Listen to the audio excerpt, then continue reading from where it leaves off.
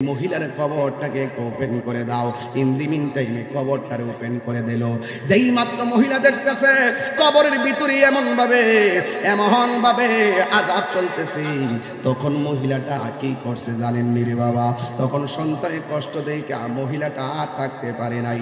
মা ওই হাজার কষ্ট দিল, বাবার সামনে যাইয়া সুন্দর করে একটা ডাক দিলে সেকেন্ডের মাধ্যমে সব যিনি ভুলে যায় তিনি হলো মা, তিনি হলো বাবা। এই জন্য সন্তানটা ডাক দিয়ে বলে, নবী আমার ডাক দিয়ে বলে, মা তাকায়া দেখেন না এই সন্তান কেমন করে আযাবের মধ্যে ভুগতেছে। যুবক ভাইয়েরা, ইন দি মিন টাইমে আমার নবী যখন এই কবরটা আলোক করাইছেন, ওই মা সন্তানটা দেখে চিৎকার মারছে, আল্লাহ, ও আল্লাহ গো, আমি যদি আগে জানতাম তান্ডে বদদুয়া দিলে এমন ভাবে জ্বালাইবা, কোনোদিন আমি আমার সন্তানরে বদদুয়া দিতাম না। এই মার কথা শুনলে নবী আবার আল্লাহরে ডাক দেখে, আল্লাহ, ও আল্লাহ, ওই মা সন্তানের জন্য যে আফসোস করতেছে, আমি আমার উম্মতের জন্য আমি তোমার কাছে ফরিয়াদ করি, আমার উম্মতের তুমি আসান দিয়ে দাও। মা যখন বলছে আল্লাহ তুমি ক্ষমা করে দাও, কথাটা বলতে দেরি আমার আল্লাহ কবরের ভিতরে জান্নাতের গালিচা বিছায়া দিতে দেরি করে নাই। আর জোরে কেন আল্লাহু আকবার। মাগো তোমার মতো লই না কেহ আমায় কোলে টানি, আঁচল দিয়ে মুছে না কে, আঁচল দিয়ে মুছে না কেউ আমার চোখে পানি, হায়রে মা জননী আমার, হায়রে মা জননী।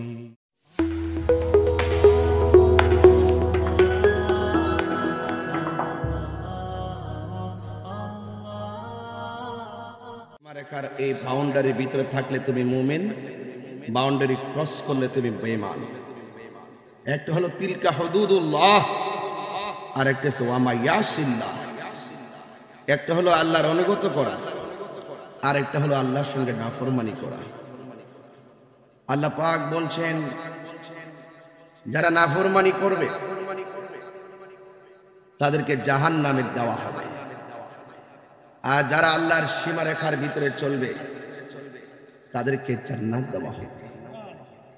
আপনারা বলুন, আমরা কি জান্নাত চাই নাকি জাহান্নাম চাই? আমার ভাইরা, জান্নাত চাওয়া সহজ, কিন্তু জান্নাতের অধিবাসী হওয়া অনেক কঠিন। আগুন থেকে সবাই বাঁচতে চায়, কিন্তু আগুন থেকে বাঁচতে গেলে তো আপনাকে ইচ্ছা লাগবে, ইচ্ছা। একটা আগুন জ্বলতেছে, এই মুহূর্তে হাত দিয়ে দিলাম, হাতটা পুড়ে যাবে। হাতটাকে বাঁচাতে গেলে হাতটাকে গুটায় রাখতে হবে। তাইলে বোঝা গেল আল্লাহ পাক ভালো এবং মন্দ, সুখ এবং দুঃখ, কষ্ট এবং আনন্দ, এই বিষয়গুলো বোঝার জন্য আল্লাহ পাক একটা বিবেক দিয়েছে। আর বিবেক হলো মানুষের সবচাইতে বড় আদালত। যাদের বিবেক থাকে তারা কখনো ভালো কাজ থেকে দূরে থাকতে পারে না। যাদের বিবেক থাকে তারা কখনো ভালো কাজে বাধা দিতে পারে না। গত কিছুদিন আগে চাঁদপুর একটা মাহফিল, সব প্রস্তুত, ওকে, কিন্তু মুষ্টিময় কিছু মানুষের কারণে এই মাহফিলটা কি হয়ে গেছে? বন্ধ হয়ে গেছে। আজকের এই মাহফিলটা নিয়ে অনেক ষড়যন্ত্র ছিল, কিন্তু যারা ষড়যন্ত্রকারী, কাছের হোক কিংবা দূরের হোক, বুঝতে হবে এটা চতুরা শরীফ। এখানে গায়ের জোরে চাইতে বেলায়েতের জোর চলে বেশি। কথা বলেন না কেন? একটা কথা মনে রাখবেন, আপন ছাড়া দাহনা ভাঙতে পারে না। আপনার শত্রু আপনার ঘরের লোকে আছে কিনা বলেন? এটা থাকবেই। নবী পাক যেই দেশে শুভাগমন করেছেন সেই দেশেই তো আবু জাহেল ছিল। তো এই চতুরা শরীফের ভিতরে আল্লাহর ওলির এই এলাকায় একবারে যে সবাই মুমিন হবে বিষয়টা এরকম নয়। কিছু লোক আছে মুনাফিক, আছে কিনা বলেন? মুনাফিকরা তো জানে না কোটি মুনাফিক আর একটা ইমানদার। যারা দেশীয় ইন্ধন কিংবা বিদেশি ইন্ধনে এই মাহফিলকে বাধা দেওয়ার জন্য চেষ্টা করেছে, ওরা হেরে গেছে। আর চতুরা শরীফের ওলি আল্লাহ বান্ধব, নবী বান্ধব, প্রেমিক গুলো আজকে জয়ী হয়ে গেছে। প্রশাসন বুঝতে বাধ্য হয়েছে যে সুন্নিরা কখনো পা মস্কায় কিন্তু ভাঙ্গে না। আমার ব্যাপারে তো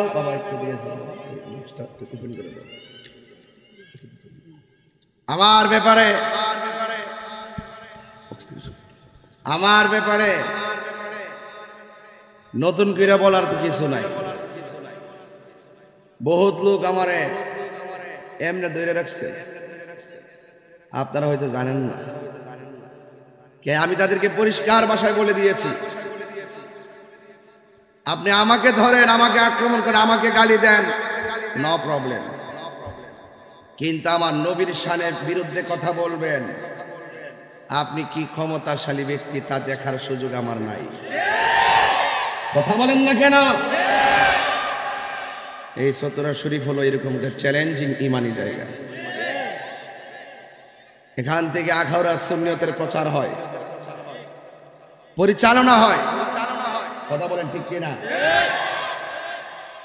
এই অনেকগুলো সুন্নি যতগুলো দরবার আছে, তারাগণ দরবার শরীফ, চতুরা শরীফ দরবার শরীফ, যত প্রসিদ্ধ দরবারগুলো আছে, এই দরবারগুলো সুন্নিয়তকে পাহারা দেয়।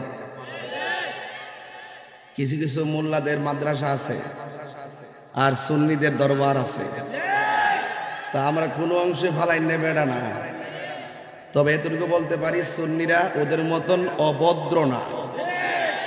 ঠিক কিনা বলেন? যুগে যুগে বহুত বাধার সম্মুখীন হয়েছি, কিন্তু আল্লাহর রহমতে বাধা হয়েছে যেখানে, লড়াইও হয়েছে সেখানে। আমার যে বিষয় দিয়েছেন, পাড়ার প্রতিবেশীর প্রতি সহানুভূতি। আপনার ঘরে যদি আগুন লাগে, চতুরা শরীফে যদি ঘরে আগুন লাগে, কাঠমান্দালির মানুষটা আসার আগে আপনার ঘরের পাশের লোকটা আগে আইব। এই জন্য যেই ব্যক্তি প্রতিবেশীর কাছে ভালো, সেই ব্যক্তি আল্লাহর কাছে ভালো। এই জন্য আমার যুবক ভাইয়েরা, দিনটা অনেক ছোট, খাওয়া দাওয়ার সঙ্গে কোনো জিয়ারত নাই। ওয়াজ যে করে বুঝো না খায়, ওয়াজ করে কত কঠিন, পেটাত কিছু নাই। বাবা চাটা দেবে, বিস্কুট টিস্কুট দিয়ে নাইলে মরে যাবো। সারা রাত্র মাহফিল কইরা না আপেল খাই না, না আপেল খাই না, আপেল খাই না, এটার ইতিহাস আছে মনে। মরার আগে ওষুধ করে যাবো না, অন কইতাম না। আমার যুবক ভাইয়েরা, 1700 পাইলে তাহির যত বাপদের ওয়াজ করো লাগবে। 1700 মানে আমরা এলাকা, কথা কন ঠিক না বেটে? আবার উত্তরবঙ্গে গেলে দেখছেন না কেমনে বন বাইরের বেড়াই, কথা কন ঠিক না বেটে? তবে গড় ঠিক রাখতে হইব, ঠিক না?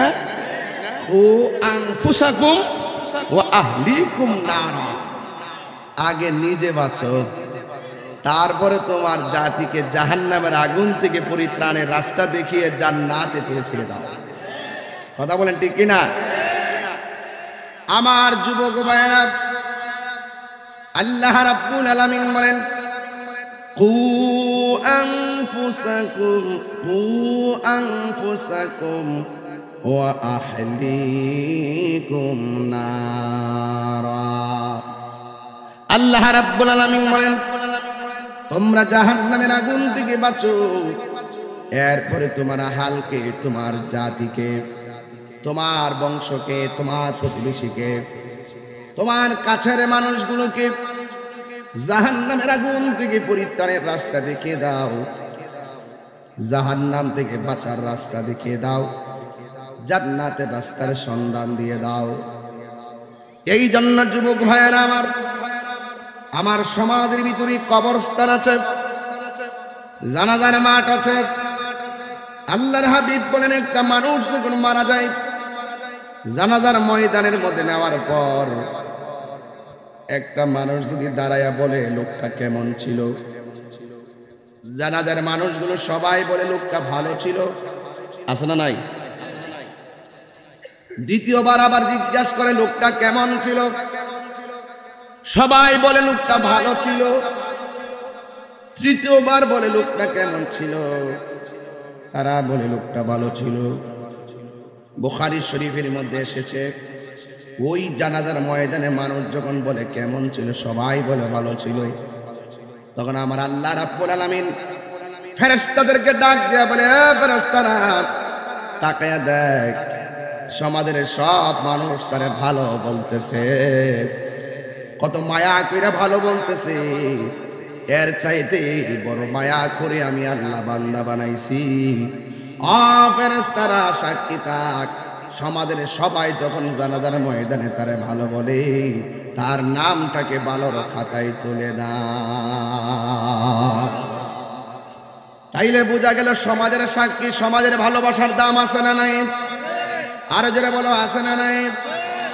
যেই ব্যক্তির সমাজের পশুপতি মানুষদের প্রতি দয়া করে না, আমার আল্লাহ তারে দয়া করে না। এই জন্য যুবক, সমাজের মানুষের প্রতি ভালোবাসার ব্যবহার করা লাগবে। সমাজের মধ্যে দুই শ্রেণীর মানুষ বসবাস করে। দুই শ্রেণীর মানুষ বসবাস করে। এক শ্রেণীর মানুষ হলো যারা সিনিয়র, দ্বিতীয় শ্রেণীর মানুষ হলো যারা জুনিয়র। যারা বড়, যারা ছোট, এই দুইটা জিনিসের মানুষ সমাজে বসবাস করে। Man can not live alone, মানুষ কোনোদিন একা থাকতে পারে না, এই জন্য তার সঙ্গের প্রয়োজন হয়। আর সঙ্গটা বাছাই করা লাগবে বড় চমৎকার ভাবে। সৎ সঙ্গে স্বর্গবাস, অসৎ সঙ্গে সর্বনাশ। সমাজের যুবকরা যদি ভালো হতে হয়, তাইলে বন্ধু বাছাই বড় সতর্ক হওয়া লাগবে। বন্ধু যদি বাছাই করতে না পারেন, এক বন্ধু আপনাকে খেলার মাঠ থেকে মসজিদে নিয়ে যাবে, আবার আরেক বন্ধু আপনাকে মসজিদ থেকে অনেক সময় আপনাকে গাঞ্জার আসরে নিয়ে যাবে। এমন বন্ধু আছে না না? এই জন্য আমার যুবক ভাইয়েরা, আমার পরিষ্কার কথা হলো, লোহার টুকরা দিলে পানির মধ্যে ফেললে ডুবে যায়, কিন্তু লোহার বিশাল বড় একটা জাহাজ পানির মধ্যে ভেসে থাকে। কারণ কি? কারণ হলো তাকে অনেকগুলো লোহা সঙ্গ দিয়েছে, অনেকগুলো লোহা থেকে সাপোর্ট দিয়েছে। এই জন্য নদীর মধ্যে জাহাজটা ভেসে থাকে। আপনার জীবনটাও একটা অথই সাগরে হাবুডুবু খাইতেছে। আপনার এই দুনিয়ায় আপনি চলতেছেন, আপনার সাগরগুলো দুইটা সাগরের মধ্যে আপনি চলতেছেন। একটা হলো কাম সাগর, আর একটা হলো প্রেম সাগর। জোরে কোন? এই জন্য কাম সাগরে ডুব দিলে ধ্বংস হয়ে যাবেন, আর প্রেম সাগরে ডুব দিবেন, তাইলে আপনার জীবনটা দুনিয়া তো আলোকিত হবে, কবরে আলোকিত হয়ে যাবে, হাসরের ময়দানে আলোকিত হয়ে যাবে। এই জন্য আমার নবী, আপনার নবী বলেছেন, তোমরা প্রতিবেশীর সঙ্গে ভালো ব্যবহার করো। প্রতিবেশীর মধ্যে দুই শ্রেণীর মানুষ বাস করে, একটা হলো সিনিয়র আর একটা হলো জুনিয়র। সিনিয়রের মতন করে জুনিয়রদেরকে মায়া দিতে হবে, আর জুনিয়র গুলো ছোট যারা রয়েছেন তারা অন্তর থেকে বড়কে সম্মান করতে হবে। আল্লাহর হাবিব বলেন, মান লাম ইয়ারহাম সগীরানা ওয়া লাম ইউআক্কির কাবীরানা ফালাইসা মিন্না। মান লাম ইয়ারহাম সগীরানা ওয়া লাম ইউআক্কির কাবীরানা ফালাইসা মিন্না। আমার নবী আপনার নবী বলেন, যেই ব্যক্তি বড়কে সম্মান করে না, ছোটকে স্নেহ করে না, সেই ব্যক্তি কোনোদিন আমি নবীর দলের অন্তর্ভুক্ত হতে পারে না, সে কোনোদিন আমার উম্মত হতে পারে না। হাসতে হাসতে আমরা বড়দের সঙ্গে বেয়াদবি করি, আছে না নাই বলেন? হাসতে হাসতে বড়দের সঙ্গে বেয়াদবি করি, আবার বড়রা ছোটদেরকে উপহাস করে। না না, মাররা আলা গিলমানিন ফাসাল্লামা আলাইহিম। আল্লাহর হাবিব একদিন ছোট ছেলেদের দিক দিয়ে যাচ্ছেন, ছোট্ট ছেলেদেরকে দেখে আমার নবী সালাম দিয়েছেন। সাহাবায়ে কেরাম জিজ্ঞেস করি, ইয়া রাসূলুল্লাহ, নবী গো, কেন আপনি ছোটদেরকে সালাম দিলেন? আমার নবী আপনার নবী তো গায়েবের খবর দেন ওয়ালা। আমার নবী আপনার নবীর আদর্শ ছোটদেরকে সালাম দিলেন। একদিন যখন আমার নবী আবার ছোটদের দিক দিয়ে যাচ্ছিলেন, ছোট ছেলেগুলা বলে, এ বাবুরা, ভাইয়েরা, গতকাল যেই নবী রাহমাতুল লিল আলামিন হয়েও আমাদেরকে সালাম দিয়েছেন, আজকে সেই নবীর আগেই আমরা সালাম দিয়ে দিব। তার মানে বোঝা গেল ছোটদেরকে সালাম দিলে লজ্জার কোনো কিছু নাই। আমার দেশে তো মনে হয় যে বড়রা মনে করে, বড় বড় নেতারা মনে করে আমারই তো সালাম দিব, বড় বড় হুজুররা মনে করে আমারই তো সালাম দিব। আর হুজুররা স্টেজের মধ্যে আইসা পাবলিক সালাম দেওয়ার আগে মাইক দিয়া পাবলিকরে সালাম দিয়া দেয়নি দেয়নি দেয়নি। এই জন্য বড়রা যদি ছোটকে সালাম দিয়ে কি হয় জানেন? এই ছেলেটা যতদিন বাচ্চা থাকবো আপনারে দেখলে আর সালাম দিতে দিবে না, এই ছেলেটা আপনি সালাম দেওয়ার আগে আপনারে সালাম দিয়ে দিবে। তাইলে ছোটদের জন্য বড়রা হলো শিক্ষক, উস্তাদ আগে শিখাইতে হয়। এর যুবক অনুরোধ করে বলে দিয়া যায়, সমাজের প্রতিবেশীর মধ্যে যদি সহানুভূতি তৈরি করতে হয়, এই ব্যাপারে আমার নবী আপনার নবী বলেছেন, হ্যাঁ সাহাবায়ে কেরাম, আমি কি তোমাদেরকে এমন একটা পদ্ধতি শিখাইয়া দিব না, যেই পদ্ধতি তোমরা ধারণ করলে একজন আরেকজনের প্রতি ভালোবাসা তৈরি হবে? সুবহানাল্লাহ বলতেন না? বিষয়টি দিচ্ছি না এখন স্টেজের ভিতরে, দেখছেন কি সুন্দর বাজ করতেছি। ওই যে কইছিলাম যে এই ক্ষেত্রে চাইছিল বক্স থেকে সরস না, ঠিক আছে, জ্বালায় তো আংরা করলে মারহাবা গো। এই যে এইভাবে কথা বলি না, এটা ভালোবাসা, এটা কিন্তু একটা ভালোবাসা। আপনি যত ভালোবাসবেন আপনি তত ভালোবাসা পাবেন। আপনি যত অহংকার করবেন তত ফায়ার নিচে যাইবেন। লা তামশি ফিল আরদি মারাহা, তোমরা জমিনে অহংকার করে চলো না, ঠিক কি না বলেন? ইন্নাল্লাহা লা ইউহিব্বুল মুতাকাব্বিরিন, আল্লাহ পাক অহংকারকারীকে পছন্দ করে না। হাত তুলে বলেন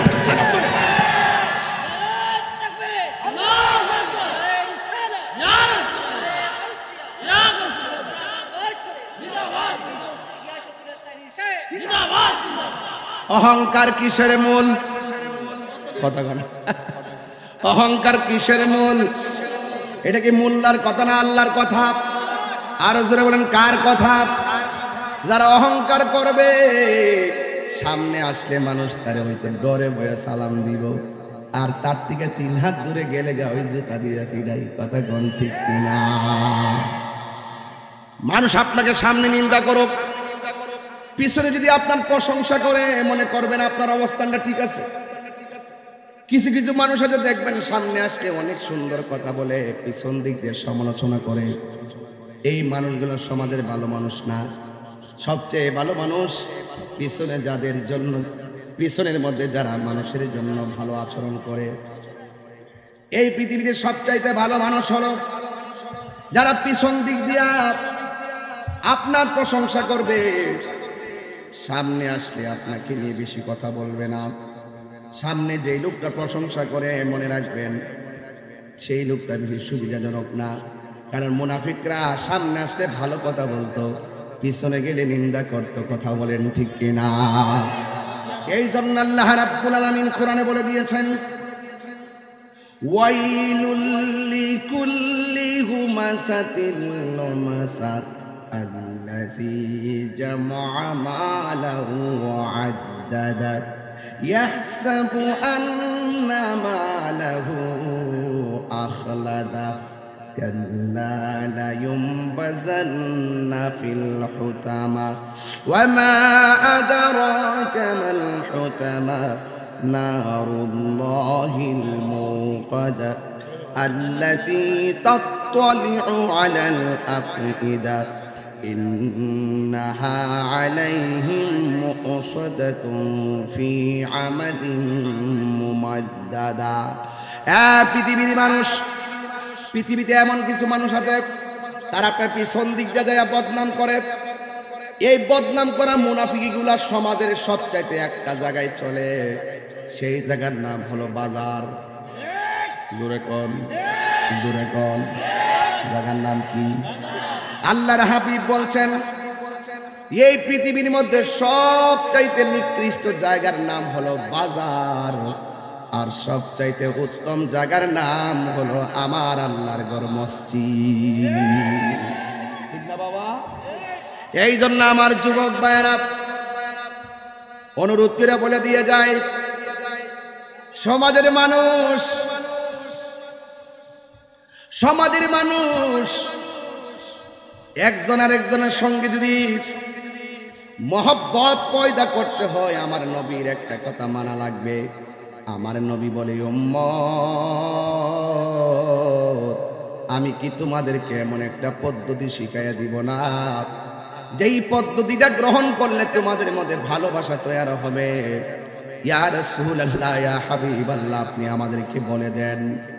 আল্লাহর হাবিব বলেন, এ সাহাবায়ে কেরাম, তোমরা যদি একজন আরেকজনের সঙ্গে বন্ধুত্ব করতে চাও, তোমরা যদি একজন আরেকজনের সঙ্গে শত্রুতা সেকেন্ডের ভিতরে যদি শেষ করতে চাও, তাহলে যারে চিনো যারে চিনো না, পরিচিত অপরিচিত সকলকে তুমি সালাম দিবে।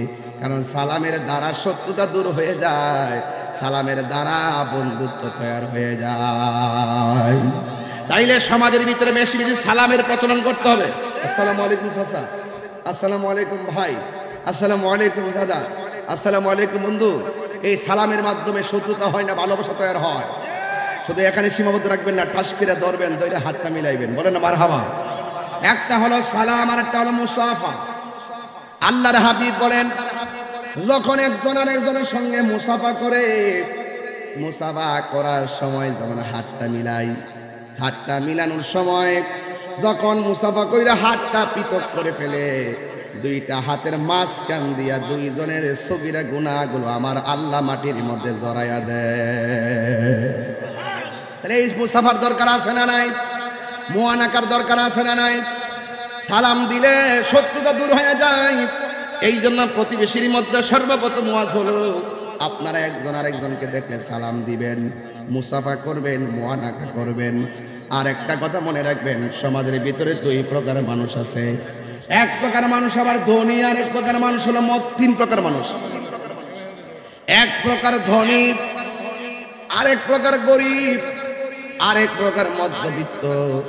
এই মানুষগুলো সমাজে বাস করে। যারা ধনী আছে এদের উপরে আমার আল্লাহ রাব্বুল আলামিন নামাজ যেমন ফরজ করেছেন, যাকাতটাও ফরজ করেছেন।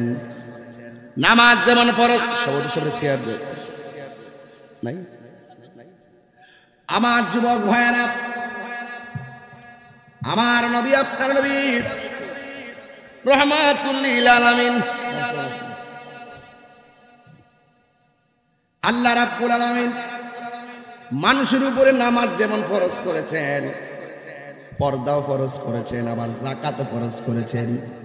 সমাজের প্রতিবেশীর মানুষ গরিবের প্রতি দয়া করে না, জীবের প্রতি যে দয়া করে না, আমার আল্লাহ তারে দয়া করে না। জীবের যে উপকার করে না, আল্লাহর পক্ষ থেকে সেও কোনো কল্যাণ পাবে না। এই জন্য সমাজের মধ্যে আর একটা কাজ হলো, যাদের উপরে যাকাত ফরজ হয়েছে সুন্দর করে যাকাতগুলো দিয়ে দিবেন। কারণ যাকাত দেওয়া ফরজ। যাকাত দিলে আপনার সম্পদটা পবিত্র হয়ে যাবে। যাকাত দিলে আমার আল্লাহ সম্পদের মধ্যে বরকত দিয়ে দিবে। আমার সমাজের মানুষ মনে করে জাকাত দিলে বুঝি গরিবের প্রতি করুণা করা হয়। না না, করুণা নয়, এটা গরিবের অধিকার।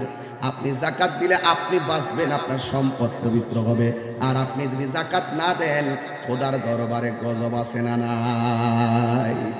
হাসরের ময়দান যেদিন কায়েম হবে, অনেকগুলো সাপ দুরানি দিবে, একটা নয়, দুইটা নয়, কোটি কোটি সাপ দৌড়ানি দিবে। আল্লাহু আকবার কর না কেন? কোটি কোটি সাপ দৌড়ানি দিবে।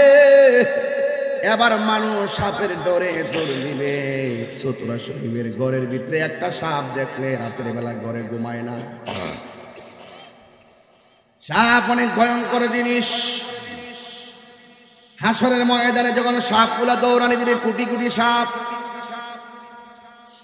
এরপরে মানুষ দৌড়তে থাকবে।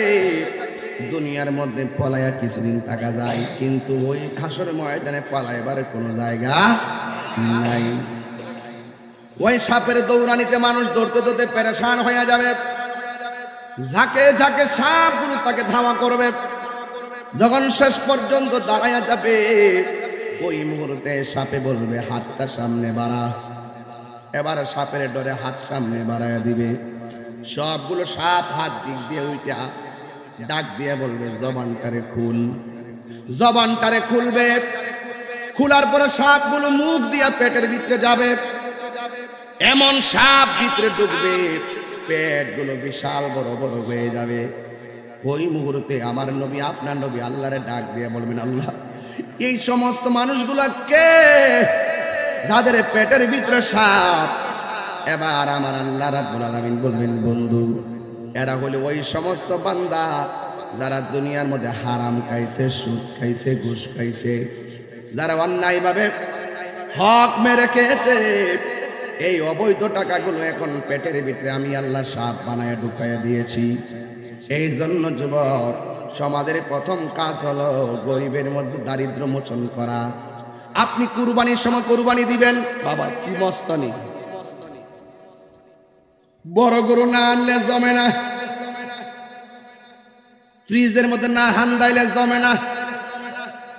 বড় গরু জবাই কইরা রানটা খুললা নিয়া ঘরের মধ্যে খাওয়ান বসায় দিলেন। অথচ আপনি দক্ষিণ বিডার মধ্যে খাওয়ানটা বসায় দিছেন, আর দক্ষিণা বাতাস উত্তরের গরিবের নাকের মধ্যে গোশতের গ্রানটা লাগাইয়া দিছে। আর গরিবের সন্তানরা বলতেছে, আম্মা, আমরার ঘরে কি গোশত রান্না হবে না? প্রতিবেশীর মতো প্রতিবেশী যদি হতে চান, যাকাতের টাকা সুষম বন্টন নীতির আলোকে গরিবের ঘরে পৌঁছায় দিতে হবে। আর আপনি যদি প্রতিবেশীর সঙ্গে ভালো ব্যবহার না করেন, তাইলে আল্লাহর দরবারে জবাব দেওয়া লাগবে। আপনাকে প্রথম উচিত হবে কোরবানির গোশত নিজে খাওয়ার আগে আল্লাহ রাব্বুল আলামিন যে বিধান দিয়েছেন, গরিবের ঘরের মধ্যে গোশতটা পৌঁছাইয়া দেওয়া। আমাদের সমাজে দেখবেন কোরবানির গোশত আগে সময় মতো পৌঁছায় না। এরপরে হাড্ডি হুড্ডি দেয়, নিজের সবটা নিয়ে ফ্রিজের ভিতরে ঢুকাইয়া দেয়। আর যাকাতের টাকাগুলা দেয় না, না দিয়া সুদের টাকা কিছু অংশ গরিবের দান করে। সুদখোর নাই রে, হ্যাঁ রে সুদখোর। সুদখোরের দুই গালে জুতা মার তালে তালে। ওরে সুদ খাওয়া যে হারাম হইল, সুদ খাওয়া যে হারাম হইল, আল্লাহ তাআলা বলে মারো জুতার বাড়ি তালে তালে। সুদ খাওয়া কি হালাল না হারাম? এটা কি মোল্লার ফতোয়া না আল্লাহর ফতোয়া? লাগাও ফতোয়া তাহিরি বলতে। হ্যাঁ,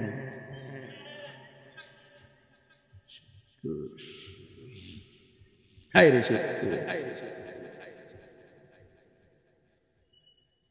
সুদখোর। সুদ খাওয়া কি হালাল না হারাম? যেই ঘরে সুদ চলে সেই ঘরে শান্তি থাকে না। যেই গ্রামে সুদ চলবে সেই গ্রাম শান্তি হবে না। যেই দেশে সুদ চলে সেই দেশে শান্তি আসবে না। কাগজ লিখে রাখবেন।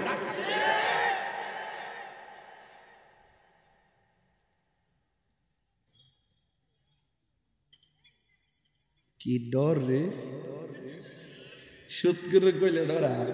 আমি তো সুদ করে আজকে 18 বছর ধরে বাপ দায় যাচ্ছি। এটা কি নতুন ওয়াজ? নতুন ট্যাগ লাগাইবা? ট্যাগ লাগায় না, ট্যাগ লাগায় না। ট্যাগের রাজনীতি তাহিরি করে না, তাহিরি কোন দলের দালালি করে না, তাহিরি মদিনাওয়ালার প্রেমের দালালি করে। হাত তুলে বলো ঠিক কি না বলো। ট্যাগ লাগাইবা? তাহিরি যে নেতা আমার নবীরে ভালোবাসে সেই নেতার আমি ভালোবাসি, যে আমার নবীরে ভালোবাসতো না তারা আমি ভালোবাসি না। এটা কি আমার অপরাধ? হাত নামার একছেন বুঝালাইছি কিছু ঢুকছে। এ দুই হাত সোজা করেন না কেন? আল্লাহু আকবার বলেন না কেন? তাকবীর দিবা। আমি থেকে বিহুব সিলেট আছি, সবাইকে বিহুব রে।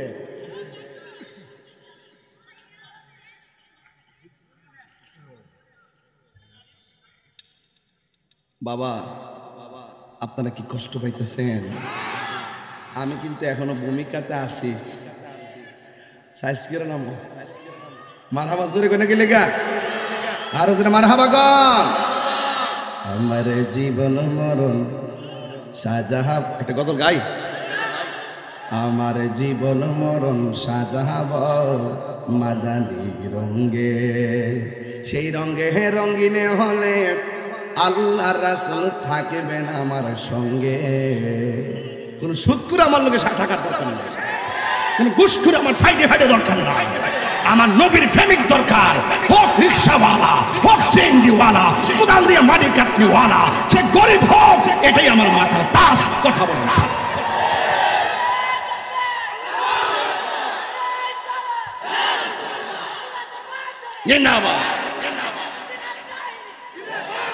মারহাবা জোরে বলে। আমার জীবন মরণ সাজাব মাদানী রঙ্গে, সেই রঙ্গে হে রঙ্গিনী হলে আল্লাহ রাসূল থাকবেন আমার সঙ্গে। আসেনি রে বাজার? ওই বাবা রে বাবা, মদিনার রং কারে কয় এটাই তো বুঝেন নাই। হাইরে সুন্নাত তরিকা দিয়া নিজের সাজাও, হৃদয়টারে মদিনা ওয়ালার প্রেম বাগান বানাও। ঠিক কিনা? সমাজের ভিতরে সমাজ ঠিক, গ্রাম ঠিক, কথাগণ ঠিক কিনা? তাইলে এখন থেকে ওয়াদা করেন নামাজের দরকার আছে না নাই? আরো জোরে। একজন আরেকজনের সাথে দেখা হইলে মাথার নোয়াই যাবেন গা। ঠিক কিনা? জীবনে বহুত সালাম আপনারা দিছি, এখন আপনারা একটু হুজুরের সালাম দেন। এটার নামই ভালোবাসা, এটাই প্রেম, আর এটাই শান্তি আনতে পারে। রাসূল বলছেন তোমরা একজন আরেকজনের সঙ্গে বেশি বেশি সালামের প্রচলন করো। আমরা তো মনে করি ইমাম সাহেব তো আমরা সালাম দিব, বলে কাজ করেন না। যে আগে সালাম দিতে পারবে না, হ্যাঁ জিতে গেছে। মারহাবা জোরে কোন গেলে গা। যে আগে সালাম দিতে পারছে সে জিতে গেছে। মারহাবা বলেন। এই জন্য প্রতিবেশী কথা ঠিক আছে নেই সবগুলা। এটা শেষ করলাম, একটা শেষ হইছে। ওয়াজের বিষয় দিলে ওয়াজের বিষয় অনুযায়ী ওয়াজ না করলে কয় হুজুরে দিলাম একটা করছে আর একটা, যেটাই ওয়াজ করি আর না করি সুদ করে সার নাই। কথা কোন ঠিক কিনা? কি হবে বেঁচে থেকে? বাবা একটা মশলা দে। কি হবে? আজকে মাইকটা বলা হচ্ছে। কি হবে বেঁচে থেকে? অযথা বিদ্যা শিখে যদি না গড়তে পারি শুধু মুক্ত সমাজটাকে। ঠিক কিনা? কি হবে আলেম হয়ে ইমাম সাজে সমাজেতে যদি না হক কথা উচ্চ সুরে না বলিতে? কি হবে আলেম হয়ে ইমাম হয়ে সমাজেতে যদি না হক কথা উচ্চ সুরে না বলিতে? চাকরি বই করো যদি ছেড়ে দাওই না গদি, কি হবে ধোঁকা দিয়ে আল্লাহকে? কি হবে ধোঁকা দিয়ে আল্লাহকে? আমরা দেশের কিছু মৌলবী আছে ক্ষমতা পাইলে হক কথা বললা যায়, হক কথা কয় না। কি কথা কয় না? আমি কিন্তু আবার সারি না বাজান, কারণ আমার চেয়ারের দরকার নাই। প্রতি রাত্রে চেয়ার ভাই, ঠিক কিনা বলেন? আমার সিনানের দরকার নাই, সবাই আমার চিনে। চিনিনি রে? দেশে চিনিনি, বাইরে চিনিনি, চিনে। সুদকুটিও চিনে, ঘুষকুটিও চিনে। হ্যাঁ, সাবধান। মরণ লাগবো। কি করণ লাগবো? আমার মরণে কতদিন বাকি আমি জানিলাম না রে আল্লাহ, মরণের কতদিন বাকি। কষ্ট হইতেছে বাজান? আমার মরণের কতদিন বাকি আমি জানিলাম না গো আল্লাহ, মরণের কতদিন বাকি। 40 দিনের আগে ভাইরে মৌতের নিশানি, 40 দিনের আগে ভাইরে মৌতের নিশানি। কথা ঘন্টি কিনা? জন্দুতে বা ইন্দানিব চোখে দিয়া আন্দি আমি জানিলাম না গো আল্লাহ, মরণের কতদিন বাকি। আমার মরণের কতদিন বাকি আমি জানিলাম না গো আল্লাহ, মরণের কতদিন বাকি। আর হায়াত হইল হাতে ভাইরে, মত হইল পায়ে, হায়াত হইল হাতে ভাইরে, মত হইল পায়ে। যেই জায়গা যার মরণ হবে সেই জায়গা সে মরে আমি জানিলাম না গো আল্লাহ, মরণের কতদিন বাকি। আমার মরণের আমি জানিলাম না গো আল্লাহ, মরণের কতদিন বাকি। আমার মরণের আমি জানিলাম না গো আল্লাহ, মরণের কতদিন বাকি। জোরে জোরে কি আল্লাহু আকবার বলা যাবে না? আরে গলা আছে দিকে গলাবাজি করি, শক্তি আছে দিকে শক্তি দেখায়। এমন কত কণ্ঠওয়ালা বক্তা মাটির নিচে ঘুমায়া রইছে, এমন কত টাকাওয়ালা মাটির মধ্যে পড়া রইছে। এতক্ষণ যে কথা বলছি একটা নিজের স্বার্থে বলি নাই। আপনি যদি সারা জীবন হারাম খান আমি আপনাকে ফিরাইতাম পারতাম না। আপনি যদি সারা জীবন সুদ খান আমি আপনাকে ফিরাইতে পারতাম না। আপনার স্বাধীনতা আছে, কিন্তু একটা কথা মনে রাখতে হবে, দুনিয়া ছেড়ে চলে যাওয়া লাগবে। কোথায় মরবেন আমিও জানি না, আপনারাও কেউ জানেন না। গায়ের রংটা পরিবর্তন হয়ে গেছে, গায়ের রংটা পরিবর্তন হয়ে গেছে। একটা দিন আমরা টের পাইলাম না রে বাবা। এই জন্য গজলের মধ্যে এই কথাটাও আছে, বাজান কইয়া দিয়া যায়।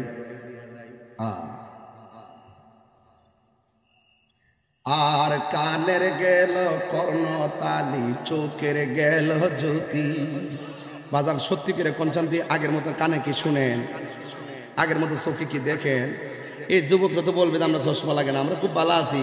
কিন্তু যারা মুরব্বী হয়ে গেছে এদেরকে জিগান চান্তি কেমনে চলে গেছে এগুলো টের পাইছিনি। আর আর কানের গেল কর্ণতালি, চোখের গেল জ্যোতি। দাঁত পড়িল দাঁত লড়িল, চুল পাকিল, বয়স গেল বাটি আমি জানিলাম না গো আল্লাহ, মরণের দিন। যুবক ভাইরা জবান মরণের আমি জানি গো আল্লাহ, মরণের কতদিন বাকি। আমার মরণের কতদিন বাকি আমি জানিলাম না গো আল্লাহ, কতদিন বাকি। আর আজরাইল আসিয়া যখন হস্তে দিবা দড়ি, 17 শরীফ আজরাইল আইসিনিও। আর আজরাইল আসিয়া যখন হস্তে দিবা দড়ি, তখন আমার মনাবাই করবা লুকালুকি আমি জানিলাম না গো আল্লাহ, মরণের কতদিন বাকি। আমার মরণের কতদিন বাকি আমি জানিলাম না রে আল্লাহ, মরণের কতদিন বাকি। 30 পারা কুরআন শরীফ জানিও নিশ্চয়, 30 পারা কুরআন শরীফ জানিও নিশ্চয়। কোন জায়গায় কোন হরফ লেখা না করলাম না করিলাম তো আমি জানিলাম না গো। আল্লাহ মরণের কতদিন বাকি, আমার মরণের কতদিন বাকি আমি জানিলাম না গো।